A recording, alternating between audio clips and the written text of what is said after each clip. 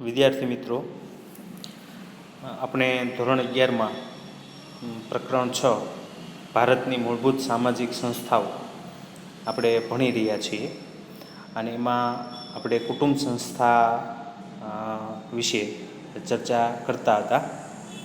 છેલ્લે આપણે કુટુંબના કાર્યો પૂર્ણ કર્યા હતા અને કુટુંબમાં આવેલ પરિવર્તન એના વિશે આપણે સમજતા હતા. તો કુટુંબની અંદર આવેલ પરિવર્તન એમાં બે મુદ્દા આપણે અગાઉ જોઈ ગયા હતા. એક છે કુટુંબનું કદ નાનું બનતું જાય છે અને બીજું જવાબદારીનું ક્ષેત્ર ઘટતું જાય છે. તો આપણે અહીંથી પાછું ઓનલાઈન શિક્ષણ જ્યારે શરૂ થઈ રહ્યું છે એટલે આપણે અગાઉ જેમ ઓનલાઈન શિક્ષણની અંદર આપણો અભ્યાસક્રમ ચાલતો હતો એ રીતે હવે પછી એ જ ટાઈમ ટેબલ પ્રમાણે અભ્યાસક્રમ છે એ આગળ ચાલશે. હોમવર્ક જે આપવામાં આવે એ પણ તમારે રોજનું કામ રોજ એ પ્રમાણે દરરોજ તમારે હોમવર્ક ઓડિયોના સ્વરૂપમાં વ્યક્તિગત મોકલી દેવાનું રહેશે. તો આપણે શરૂ કરીએ આજનું ઓનલાઈન લેક્ચર, કુટુંબમાં આવેલ પરિવર્તન. પહેલો મુદ્દો આપણે જોઈ ગયા છીએ, કુટુંબનું કદ નાનું બનતું જાય છે. બીજું, જવાબદારીનું ક્ષેત્ર ઘટતું જાય છે. તો આજે વર્તમાન સમયમાં આધુનિક પેઢી માટે એમના દૂરના રક્ત સંબંધીઓ ઓછા મહત્ત્વના બનતા જાય છે અને સંયુક્ત કુટુંબના સભ્યો પ્રત્યે પોતાની જવાબદારી અને ફરજ બંને અદા કરવી પણ મુશ્કેલ બનતી જાય છે. જેમ જેમ સમય વીતતો જાય છે એમ મિત્રો તમે સમાજની અંદર જોઈ રહ્યા છે કે દૂરના જે રક્ત સંબંધીઓ એ વ્યક્તિ માટે ઓછા મહત્ત્વના થતા જાય છે. નવા સંબંધો એ મજબૂત બનતા જાય છે અને જૂના સંબંધીઓ ધીમે ધીમે આપણે ભૂલી રહ્યા છીએ. સંયુક્ત કુટુંબની અંદર ઘણા બધા સભ્યો સાથે રહેતા હોય છે તો એમની પ્રત્યેની જવાબદારી અને ફરજ પણ બજાવવી એ દરેક માટે મુશ્કેલ બનતી જાય છે. તો આજના સમયની અંદર કુટુંબના દરેક સભ્યોમાં ધીમે ધીમે જવાબદારીનું ક્ષેત્ર ઘટતું જાય છે. ત્રીજી વાત છે એમાં પતિ પત્ની વચ્ચેના સંબંધોમાં પરિવર્તન. પરંપરાગત ભારતીય કુટુંબની અંદર પતિ અને પત્ની એ બે વચ્ચેના સંબંધો સત્તા અને તાબેદારીના પાયા ઉપર રચાયેલા હતા. પતિની આજ્ઞા માનવી એ પત્ની માટે ફરજિયાત હતું. આપણે જાણીએ છીએ કે પતિની આજ્ઞા વિના પત્ની છે એ કોઈ કામ કરી શકતી નહીં. ઘરની અંદર પણ પુરુષોનું જ વર્ચસ્વ છે એ સૌથી વધારે છે એ રહેતું. પરંપરાગત રીતે તો આપણા સમાજની અંદર એવી પણ પરંપરા છે એ હતી કે પતિ જમે પછી જ પત્ની જમી શકતી. અને સત્તા અને તાબેદારી એટલે પતિ જે કે એમ જ પત્નીએ કરવાનું. એ પોતાની સ્વતંત્ર રીતે પોતે વિચાર કરી શકે નહીં, એ વિચારનો અમલ ન કરી શકે, એના મંતવ્યનું એ કોઈ વાતમાં પોતાનો સૂર પુરાવે તો એમને સાંભળવામાં ન આવે. આ આપણો પરંપરાગત સમાજ છે હતો. પણ આજે આપણે જાણીએ છીએ કે સ્ત્રીઓના સ્થાનમાં સમાજની અંદર ઘણું બધું પરિવર્તન આવી રહ્યું છે. સરકાર, સ્વૈચ્છિક સંસ્થાઓ આ બધાએ મહિલા સશક્તિકરણ માટેના જે વિશેષ પ્રયત્નો કર્યા છે, શિક્ષણનું પ્રમાણ જે વધ્યું છે, સંચાર માધ્યમોનો વ્યાપ જે વધ્યો છે, આ બધાને કારણે આજે પતિ અને પત્ની વચ્ચેના સંબંધો સત્તા અને તાબેદારીના બદલે સમાનતાના પાયા ઉપર એક નવા પ્રકારના સંબંધો છે એ વિકસી રહ્યા છે. આજે પતિ પત્ની વચ્ચેના સંબંધોમાં સમાનતાનો મુદ્દો સૌથી અગત્યનો બન્યો છે. આજે પત્નીની વાતો પણ ગંભીરતાથી સાંભળવામાં આવે છે. નિર્ણયમાં એમનો પણ ફાળો આજે મહત્ત્વનો છે એ માનવામાં આવી રહ્યો છે. અને સત્તા અને તાબેદારીને બદલે સમાનતા, પતિ અને પત્ની, સ્ત્રી અને પુરુષ બંને સમાન છે એ રીતે આજે સંબંધો છે એ આગળ વધી રહ્યા છે. તો કુટુંબની અંદર આવેલું સૌથી અગત્યનું અને મોટું પરિવર્તન એ આ પતિ પત્ની વચ્ચેના સંબંધોમાં પરિવર્તન કહી શકાય. ત્યાર પછી ચોથું પરિવર્તન માતા પિતા અને સંતાનો વચ્ચેના સંબંધો.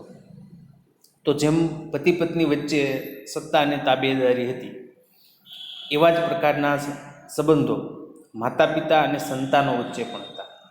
એમાં પણ સત્તા અને તાબેદારી એ અગત્યનું છે એ હતું.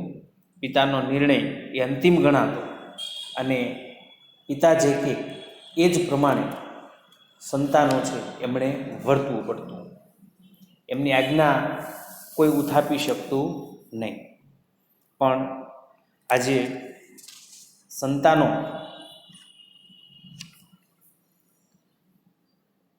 પિતાના સાથે સંબંધના સંદર્ભે સંતાનો ઘણા બધા સ્વતંત્ર છે એ બન્યા છે. હવે પહેલાં જેવું સત્તા અને તાબેદારી પિતા સાથેના સંબંધમાં રહી નથી. આજે બાળકો, સંતાનો, પછી એ દીકરો હોય કે દીકરી, પિતા જે નિર્ણય લે એમાં એ પોતે અભિપ્રાય વ્યક્ત કરતા છે થયા છે. સંતાનો પિતાને આધીન રહે એવી અપેક્ષા હવે રખાતી નથી. પહેલાં એવું હતું કે માતા પિતા કહે એમ જ બાળકોએ કરવાનું, એને જ આધીન રહેવા જોઈએ. આજે માતા પિતા પણ એવું ઈચ્છે છે કે સંતાનો છે એ જેમ મોટા થાય એમ એ પોતે સ્વતંત્ર રીતે નિર્ણયો લેતા થાય, મા બાપ ઉપર બહુ આધાર ન રાખે એવી અપેક્ષા આજે માતા પિતા પોતે જ રાખતા છે એ થયા છે.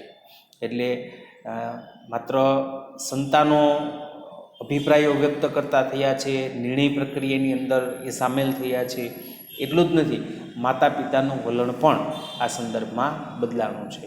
આજે માતા પિતા પોતે જ ઈચ્છે છે કે પોતાનો બાળક સ્વતંત્ર બને, પોતાની શક્તિઓ વિકસાવે, પોતે આગળ વધે. એટલે એવી બાબતોને માતા પિતા પણ આજે પ્રોત્સાહન આપતા છે થયા છે. એમના નિર્ણયો, એમના વિચારો એમને સ્વીકારતા થયા છે. પહેલાં પરંપરાગત સમાજની અંદર છે એ આ વસ્તુ શક્ય નહોતી. બાળકો પોતાનો અભિપ્રાય આપી જ ન શકતા, અને માનો કે આપે તો એમને ઉતારી પાડવામાં આવતા કે તું તો હજી નાનો છો, તને શું ખબર પડે. પણ આજે એવું રહ્યું નથી. આજે માતા પિતાનું વલણ પણ બદલાવાનું છે કે બાળકો છે એ પોતે જે વિચારે છે એ પોતાના માતા પિતા સમક્ષ મુક્ત રીતે વ્યક્ત કરી શકે છે. તો આમ આધુનિક સમયની અંદર કુટુંબ વ્યવસ્થાની અંદર આ 4 બદલાવો છે એ આવ્યા છે. આજે આપણે કુટુંબ સંસ્થા વિશેની વાત પૂર્ણ કરીએ છીએ. હવે પછી આપણે ત્યાર પછીની સામાજિક સંસ્થામાં આપણે લગ્ન સંસ્થા વિશે આજે આપણે આગળ ચર્ચા છે એ કરશું. તો જેમ આપણે કુટુંબ સંસ્થા વિશેની વાત કરી, જેમ એનું મહત્ત્વ છે, એવી જ કુટુંબ સંસ્થા સાથે સંકળાયેલી બીજી એક સંસ્થા એટલે લગ્ન સંસ્થા. લગ્ન એ કુટુંબ સંસ્થાનું પ્રથમ પગથિયું છે. લગ્ન સંસ્થાને કારણે જ કુટુંબ અસ્તિત્વમાં આવે છે. જો લગ્ન સંસ્થા કે લગ્ન ન હોય તો કુટુંબ બની શકતું નથી. એટલે લગ્ન એ કુટુંબ સંસ્થાનું પ્રથમ પગથિયું છે. જુદા જુદા સમાજમાં સામાજિક આદર્શો અને મૂલ્યો આ બંનેમાં વિવિધતા હોય છે, અને એટલે લગ્નના હેતુ અને એનું સ્વરૂપ આ બંનેમાં પણ તફાવત જોવા મળે છે. પણ લગ્ન સંસ્થા છે એ વિશ્વની અંદર બધી જ જગ્યાએ જોવા મળતી એક સાર્વત્રિક સંસ્થા છે. આપણે હવે જોઈએ લગ્નનો અર્થ. તો લગ્ન એટલે શું? તો લગ્ન એ સ્ત્રી અને પુરુષ એ બંને વચ્ચેનો એક વિશિષ્ટ પ્રકારનો સંબંધ છે, જેમાં જાતીય સંબંધો સમાજ માન્ય અને કાયદેસર રીતે માન્ય થયેલ હોય છે. સ્ત્રી અને પુરુષ લગ્ન છે એ સ્ત્રી અને પુરુષ વચ્ચેનો એક વિશિષ્ટ પ્રકારનો સંબંધ છે, જે અન્ય તમામ સંબંધોથી જુદો પડે છે. એમાં સ્ત્રી અને પુરુષ વચ્ચે જાતીય સંબંધ સમાજ માન્ય અને કાયદેસર રીતે માન્ય થયેલ હોય છે. સમાજ લગ્ન સંસ્થા છે, લગ્ન સંબંધો છે, એના દ્વારા જાતીય સંબંધો એને સ્વીકારે છે, કાયદો પણ એમને સ્વીકારે છે.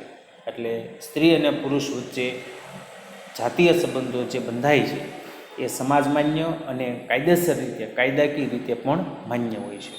આપણે જોઈએ જોન્સનની વ્યાખ્યા, તો જોન્સનની લગ્નની વ્યાખ્યા છે કે લગ્નનું આવશ્યક તત્વ એ છે કે તેમાં સ્ત્રી અને પુરુષ એક સ્થાયી સંબંધમાં પ્રવેશી ને પોતાનું સામાજિક સ્થાન ગુમાવ્યા વગર બાળકો ઉત્પન્ન કરવાની સામાજિક અનુમતિ મેળવે છે.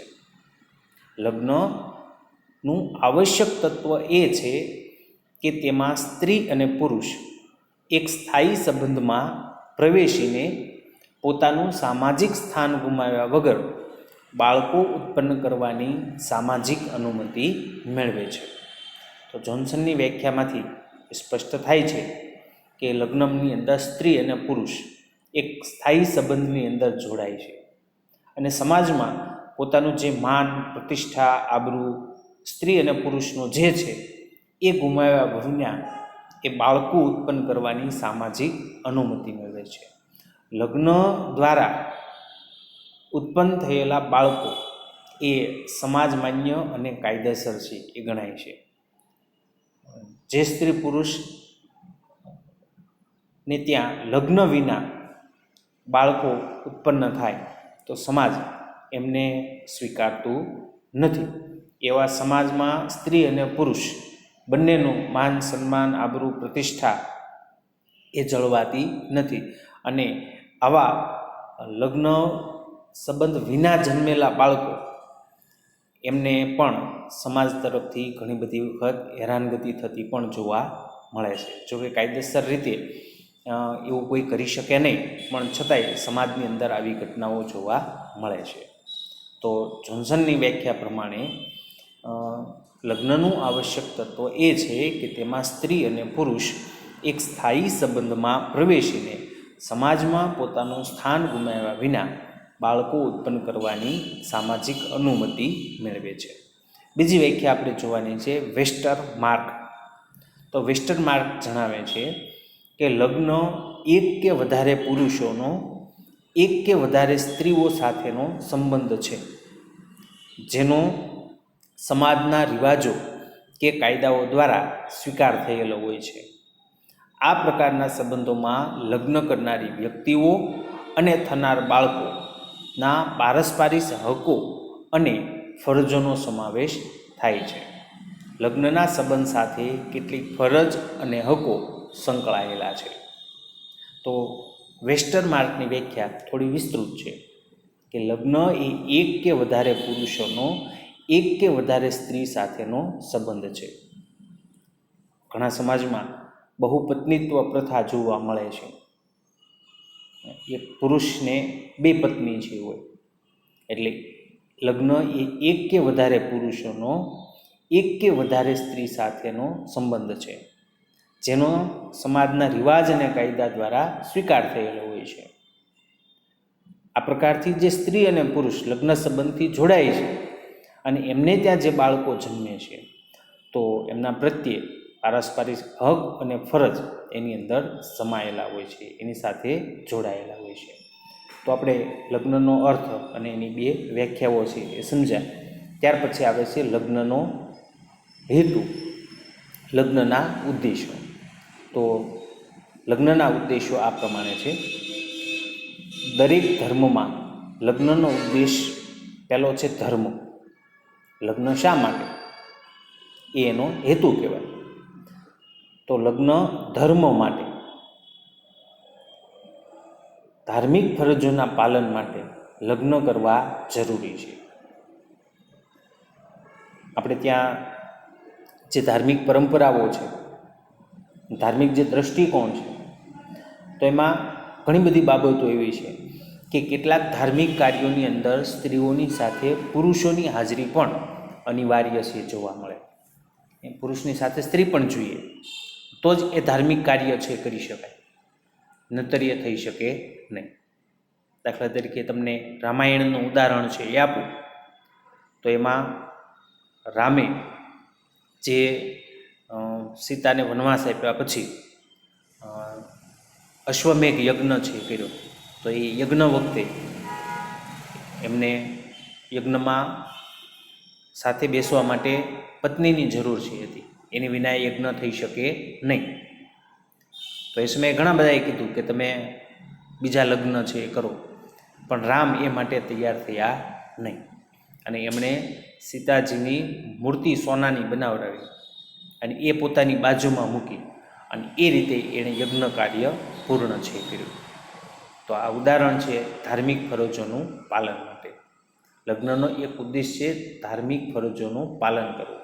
ધર્મ, આપણી ઘણી બધી ધાર્મિક પરંપરાઓ એવી છે કે એમાં પતિ પત્ની બંને દ્વારા એ કાર્યને પૂર્ણ કરી શકાય.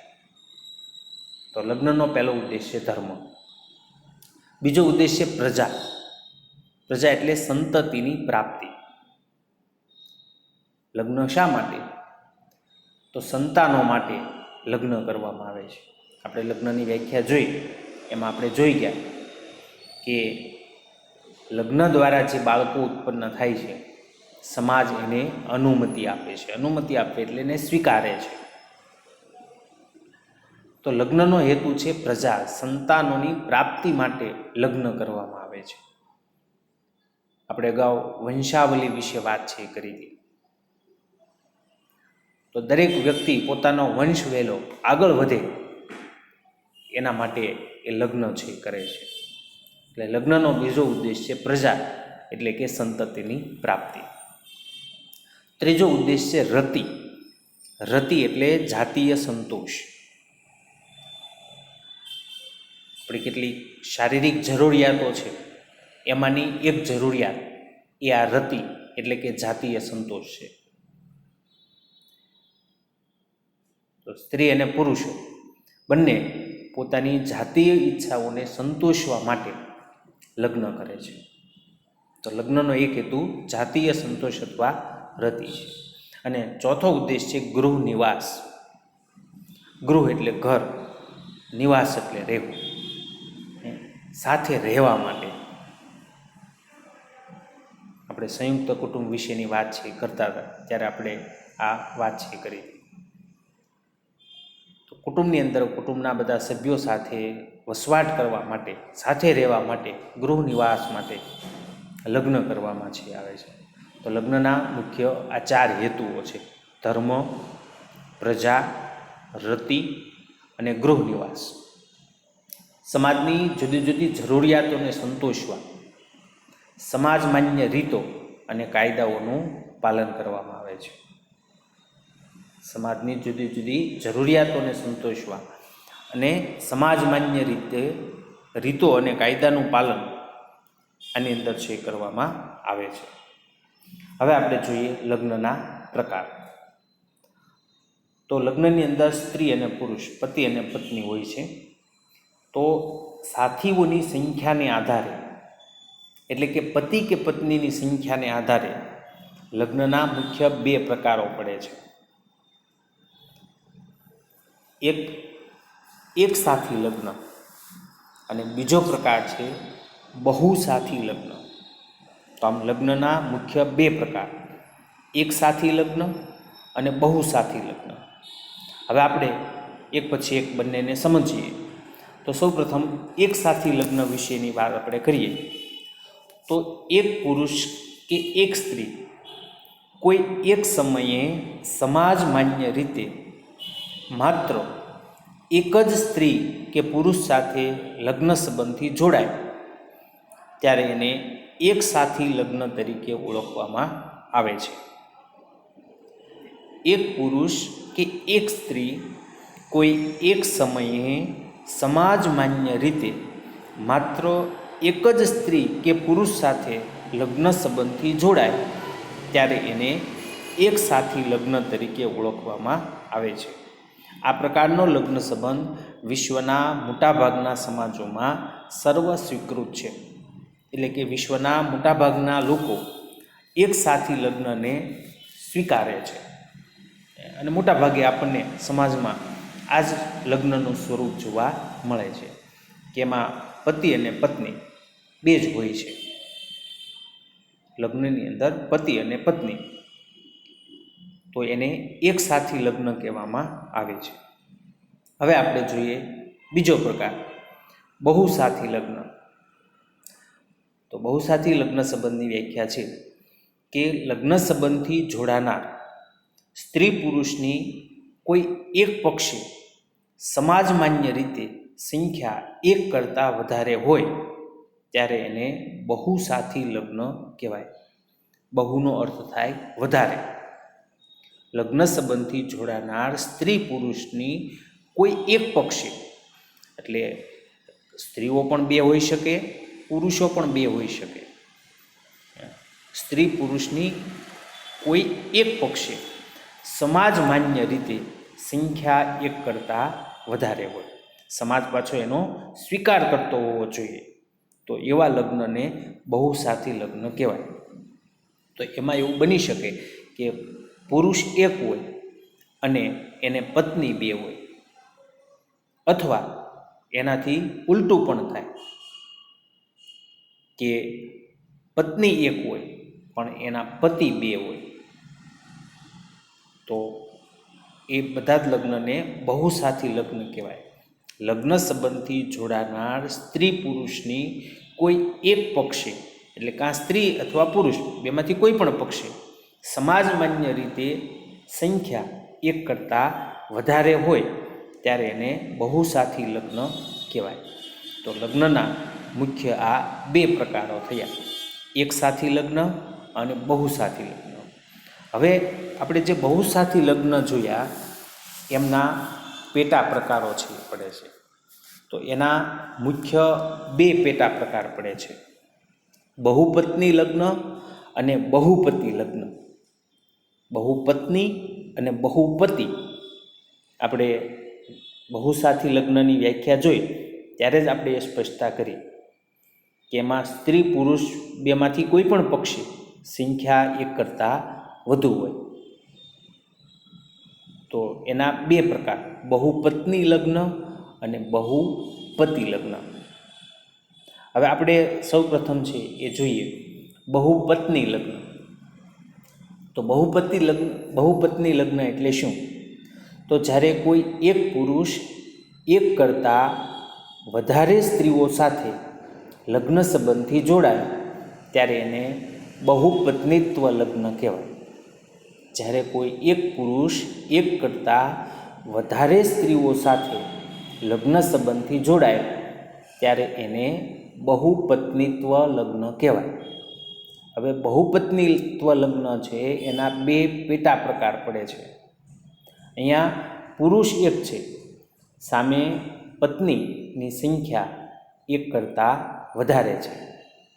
તો જ્યારે કોઈ એક પુરુષ એક કરતાં વધારે સ્ત્રી સાથે લગ્ન સંબંધથી જોડાય તો એને બહુપત્નીત્વ લગ્ન કહેવાય. અને એના બે પેટા પ્રકાર પડે છે, ભગીની બહુપત્નીત્વ અને અભગીની બહુપત્નીત્વ. તો સૌ પ્રથમ આપણે પહેલો પેટા પ્રકાર જોઈએ, ભગીની બહુપત્નીત્વ. ભગીની એટલે એનો અર્થ થાય બહેન. તો જ્યારે કોઈ એક પુરુષ સાથે લગ્ન સંબંધથી જોડાનાર સ્ત્રીઓ પરસ્પર સગી બહેનો હોય તો એને ભગીની બહુપત્નીત્વ કહેવામાં આવે. ભગીનીનો અર્થ જ બહેન થાય. પુરુષ એક છે પણ એની સાથે લગ્ન કરનાર બે સ્ત્રીઓ જે છે એ પરસ્પર સગી બહેનો છે, તો એને ભગીની બહુપત્નીત્વ લગ્ન કહેવામાં આવે છે. બીજો એનો પેટા પ્રકાર છે અભગીની બહુપત્નીત્વ. એનાથી વિરુદ્ધનું છે કે જ્યારે કોઈ એક પુરુષની સાથે લગ્ન સંબંધથી જોડાનાર સ્ત્રીઓ પરસ્પર સગી બહેનો હોતી નથી ત્યારે એને અભગીની બહુપત્નીત્વ તરીકે ઓળખવામાં આવે છે. માત્ર તમારે એટલું જ એમાં યાદ રાખવાનું છે કે પહેલાં તો બહુપત્નીત્વ એટલે શું? તો એમાં પુરુષ એક હોય અને એની સાથે લગ્ન કરનાર સ્ત્રીઓ એક કરતાં વધારે હોય, તો એને બહુપત્ની લગ્ન કહેવાય. હવે એના બે પેટા પ્રકાર, ભગીની અને અભગીની. તો ભગીની એટલે શું? તો એક પુરુષ સાથે લગ્ન સંબંધથી જોડાનાર જે સ્ત્રીઓ છે એ પરસ્પર સગી બહેન હોય, પરસ્પર સગી બહેનો હોય તો એને ભગીની કહેવાય. અને જો પરસ્પર સગી બહેનો ન હોય તો એને અભગીની બહુપત્નીત્વ કહેવાય. એટલે બહુપત્ની લગ્નના બે પેટા પ્રકારો આપણે જોયા, ભગીની બહુપત્નીત્વ અને અભગીની બહુપત્નીત્વ. હવે આપણે બહુપતિત્વ લગ્ન વિશેની વાત કરીએ. બહુસાથી લગ્નનો બીજો પ્રકાર બહુપતિત્વ લગ્ન. તો બહુપતિત્વ એ બહુસાથી લગ્નનો એક પ્રકાર છે, જેમાં એક સ્ત્રી એક કરતાં અધિક પુરુષો સાથે લગ્ન સંબંધથી જોડાય છે. બહુપતિત્વ એ બહુસાથી લગ્નનો પ્રકાર છે, જેમાં એક સ્ત્રી એક કરતાં અધિક એટલે વધુ, એમાં સ્ત્રી એક છે પણ પુરુષોની સંખ્યા એક કરતાં વધુ હોય છે. તો એવા લગ્નને બહુપતિત્વ લગ્ન તરીકે ઓળખવામાં આવે છે. એના બે પેટા પ્રકાર છે. જેમ આપણે બહુપત્નીત્વ લગ્નના બે પેટા પ્રકારો જોયા, એની જેમ જ બહુપતિત્વના પણ બે પેટા પ્રકાર પડે છે. એમાં પહેલું છે ભાતૃકીય અને બીજું છે અભાતૃકીય. ભાતૃ એટલે ભાઈ, ઓલામાં બેન છે, અહીંયા ભાઈ છે. તો પહેલો આપણે પેટા પ્રકાર જોઈએ, ભાતૃકીય બહુપતિત્વ. તો જે લગ્ન સંબંધમાં સ્ત્રી સાથે જોડાનાર પુરુષો પરસ્પર સગા ભાઈઓ હોય ત્યારે એને ભાતૃક બહુપતિત્વ કહેવાય. અહીંયા સ્ત્રી એક છે પણ એની સાથે જોડાનાર, લગ્ન સંબંધથી જોડાનાર પુરુષો એ સગા ભાઈઓ હોય, એને ભાતૃકીય બહુપતિત્વ છે કહેવાય. આપણે જેમ રામાયણનું ઉદાહરણ આપ્યું એમ અહીંયા મહાભારતનું ઉદાહરણ આપણે આપી શકીએ કે મહાભારતની અંદર સ્ત્રી એટલે કે દ્રૌપદી એક હતી અને એના પતિ 5 હતા, પાંડવો. અને એ પાંચેય કેવા હતા? તો પરસ્પર સગા ભાઈઓ હતા. તો એ લગ્ન એ કેવું કહેવાય? ભાતૃકીય બહુપતિત્વ લગ્ન છે કહેવાય. પણ એ સમાજમાન્ય છે, બધા સમાજમાન્ય પ્રકારો છે. પ્રાચીન સમયમાં આવું થતું. તો જે લગ્ન સંબંધમાં સ્ત્રી સાથે જોડાનાર પુરુષો પરસ્પર સગા ભાઈઓ હોય ત્યારે એને ભાતૃકીય બહુપતિત્વ કહેવાય. અને એનો બીજો પેટા પ્રકાર અભાતૃકીય બહુપતિત્વ, એટલે એનાથી વિરુદ્ધનું.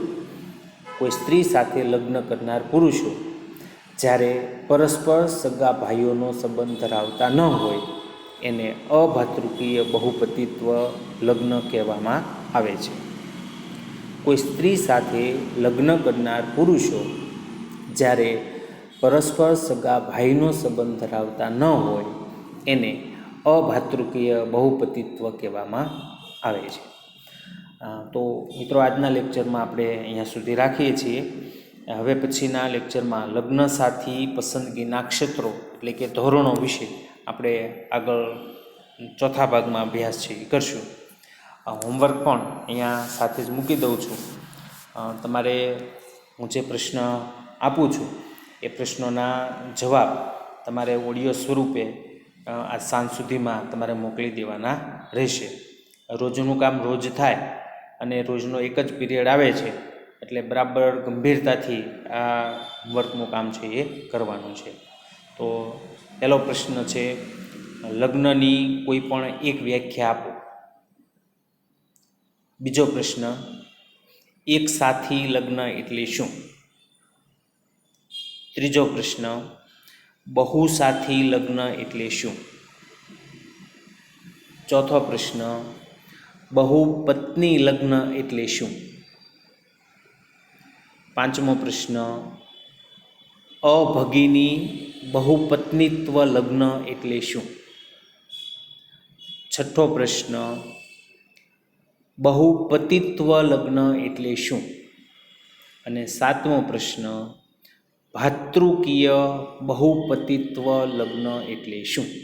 તો મિત્રો આ 7 પ્રશ્નોના જવાબ તમારે ઓડિયો સ્વરૂપે આ સાંજ સુધીમાં મારા વોટ્સએપ નંબર ઉપર મોકલવાના રહેશે. અને હોમવર્કની ગંભીરતા બરાબર સમજજો. કોઈ પણ વિદ્યાર્થી હોમવર્કમાં બાકી રહેવો જોઈએ નહીં. અમારે કોઈને ફોન કરવા ન પડે એ રીતે તમારે સરસ રીતે તમારું કામ પૂર્ણ કરવાનું છે. તો મિત્રો આજનો લેક્ચર આપણે અહીંયા પૂર્ણ કરીએ છીએ.